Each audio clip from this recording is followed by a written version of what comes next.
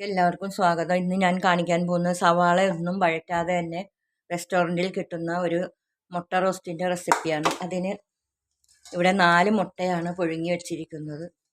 അതിലാദ്യം അരിഞ്ഞ സവാള ഒരു കുക്കറിലിട്ടതിന് ശേഷം കുറച്ച് ഉപ്പ് ചേർത്ത്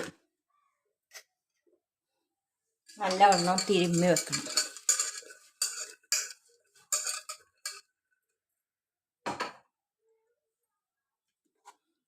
ഒരു തക്കാളി പൊടിപ്പൊടിയായിട്ട് അരിഞ്ഞത്, 2 പച്ചമുളക്, മല്ലിവേപ്പില, മല്ലി ഇലയും കറിവേപ്പിലയും ഇഞ്ചി വെളുത്തുള്ളി പേസ്റ്റ്, ഒരു ചെറിയ കഷ്ണം ഇഞ്ചിയും 3 വലിയ വെളുത്തുള്ളിയും ചതച്ചതാണിത്.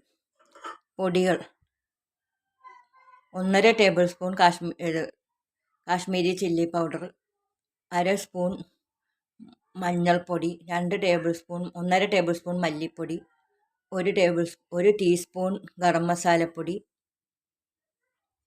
1/2 സ്പൂൺ കുരുമുളക് പൊടി. ഇത്രയും പൊടികളാണ് വേണ്ടത്. ഇനി ഈ തിരുമ്മി വെച്ച സവാളയിലോട്ട് പൊടിപ്പൊടിയായിട്ട് അരിഞ്ഞ തക്കാളിയും പച്ചമുളകും എടുത്തു വച്ചിരിക്കുന്ന പൊടികളും ചേർക്കുക.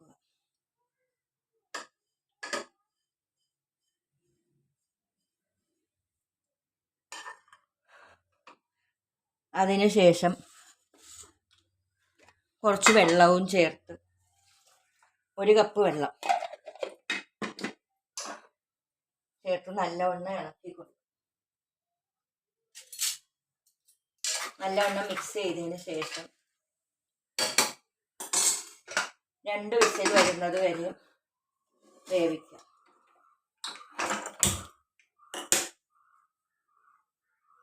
വിസിൽ വന്നതിന് ശേഷം കുക്കറിലിരിക്കുന്ന മസാല എടുത്ത് മാറ്റി ഒരു ചീനച്ചട്ടി അടുപ്പത്തെടുത്ത് വെക്കുക.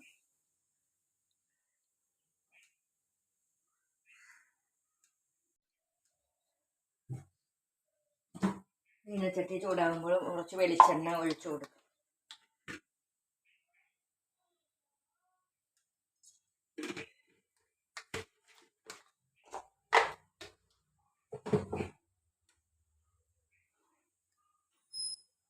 എണ്ണ ഒഴിച്ചതിന് ശേഷം എണ്ണ ചൂടാകുമ്പോൾ ഇഞ്ചി വെളുത്തുള്ളി പേസ്റ്റ് ഇട്ട് പച്ചമണം മാറുന്നത് വരെ വഴറ്റി കൊടുക്കാം.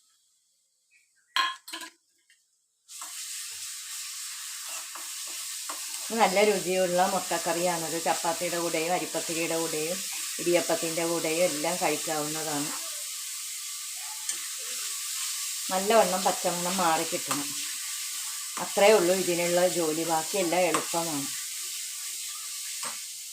തീ കുറച്ച് വെച്ച് പച്ചമണം മാറുന്നത് വരെയും വെയിറ്റ് ചെയ്യുക. പച്ചമണം മാറിയതിന് ശേഷം കുറച്ച് കറിവേപ്പിലയും കൂടി ചേർത്ത് നല്ലപോലെ മിക്സ് ചെയ്ത ശേഷം വേവിച്ച് വെച്ചിരിക്കുന്ന മുളകും എല്ലാം ഇട്ട് കൊടുക്കും. സവാളയും മുളക് പൊടികളും എല്ലാം ചേർത്തത് ഇട്ട് കൊടുക്കും.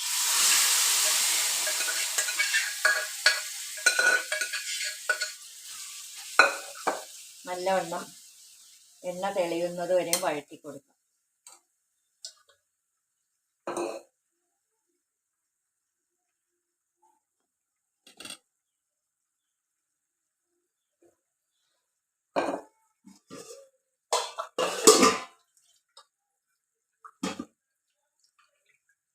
കുറച്ചുകൂടെ വെള്ളം കുക്കറിൽ ഇട്ട് മസാലയിൽ ഇട്ട് കൊടുക്കുക. നല്ലവണ്ണം വഴറ്റി എണ്ണ തെളിയുന്നത് വരെ വെയിറ്റ് ചെയ്യാം.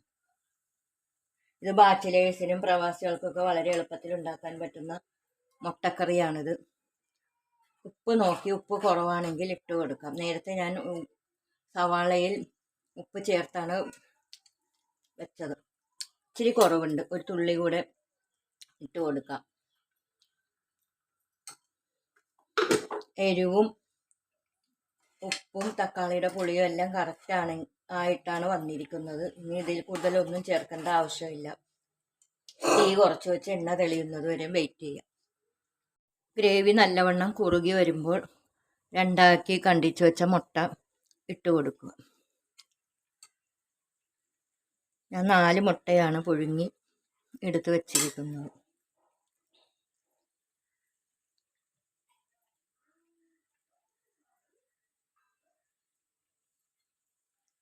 അതിന് മീതെ മസാല ഇട്ട് കൊടുക്കാം.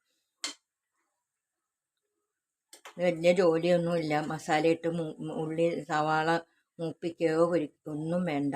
നല്ല എളുപ്പത്തിലുള്ള മുട്ടക്കറിയാണിത്. നല്ല ടേസ്റ്റും ഉണ്ട്. ഇതെല്ലാവരും ചെയ്ത് നോക്കണം. ഇത് നല്ലവണ്ണം കറി ഒന്ന് വറ്റണ വരെയും തിളപ്പിക്കുക. മുട്ട ഇട്ടതിന് ശേഷം സ്പൂണിട്ട് ഇളക്കരുത്, ഇളക്കിയാൽ മുട്ട ഉടഞ്ഞു പോകും.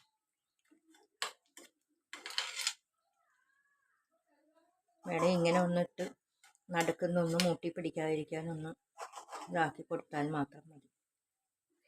ഉപ്പും എരിവും എല്ലാം കറക്റ്റ് ഉണ്ട്. എരിവും എല്ലാം നല്ല കറക്റ്റായിട്ടുണ്ട്. നല്ല ടേസ്റ്റുള്ള കറിയാണിത്. കുറച്ച് നേരം അടച്ചു വെക്കുക.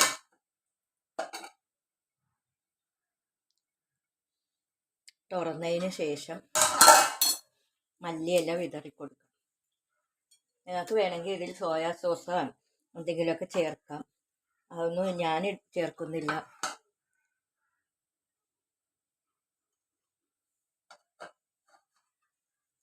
കറി നല്ല കുറുകി വരുന്നത് വരെയും വെയിറ്റ് ചെയ്യും. നല്ല കുറുകി അതിൻ്റെ എണ്ണയെല്ലാം തെളിഞ്ഞ് വന്നിട്ടുണ്ട്. ഇനി അടുപ്പ് ഓഫ് ചെയ്യാം. ഒന്നും വഴറ്റാതെ തന്നെ റെസ്റ്റോറൻറ്റിൽ കിട്ടുന്ന നല്ല ടേസ്റ്റുള്ള മുട്ടക്കറി ഇവിടെ ഞാൻ ഉണ്ടാക്കിയിട്ടുണ്ട്. ഇതെല്ലാവരും ചെയ്ത് നോക്കി ഇഷ്ടപ്പെടുകയാണെങ്കിൽ ലൈക്ക് ചെയ്യുക, ഷെയർ ചെയ്യുക, കമൻറ്റ് ചെയ്യുക. നിങ്ങളുടെ സുഹൃത്തുക്കൾക്കെല്ലാം ഷെയർ ചെയ്ത് കൊടുക്കുക. ഇത് ഇഷ്ടപ്പെടുകയാണെങ്കിൽ ഒരു ലൈക്ക് ചെയ്ത് തരണേ. ഇനി ഒരു നല്ല റെസിപ്പിയായിട്ട് വരുന്നത് വരെ ബൈ. സവാള ഒന്നും വഴറ്റാതെ തന്നെ റെസ്റ്റോറൻറ്റിൽ കിട്ടുന്ന തരത്തിലുള്ള ഒരു മുട്ടക്കറിയാണ് ഞാൻ വെച്ചിരിക്കുന്നത്. ഇത് എല്ലാവരും ചെയ്ത് നോക്കണം. നല്ല ടേസ്റ്റുള്ള മുട്ടക്കറിയാണ്. അരിപ്പത്തിരിയുടെ കൂടെയും ഇടിയപ്പത്തിൻ്റെ കൂടെയും ചപ്പാത്തിയുടെ കൂടെയും എല്ലാം കഴിക്കാവുന്നതാണ്.